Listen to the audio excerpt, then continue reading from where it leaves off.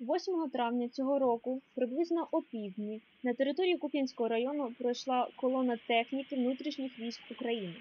В напрямку Слов'янська рухалося 10 бойових машин піхоти та 4 вантажівки із бойовою зброєю. На військових машинах було помітно українську символіку. Хоча для жителів навколишніх сіл це було в новинку, проте вони не перешкоджали руху військових. Із неофіційних джерел стало відомо, що ці одиниці військової техніки були доправлені потягом до Куп'янського району.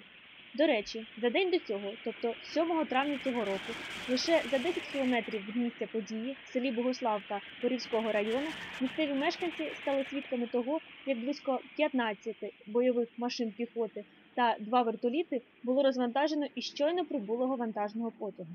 Вірогідно, всі одиниці військової техніки прямували до Донецької та Луганської областей в переддень Дня Перемоги для підкріплення українських вояків, учасників антитерористичної операції на сході України.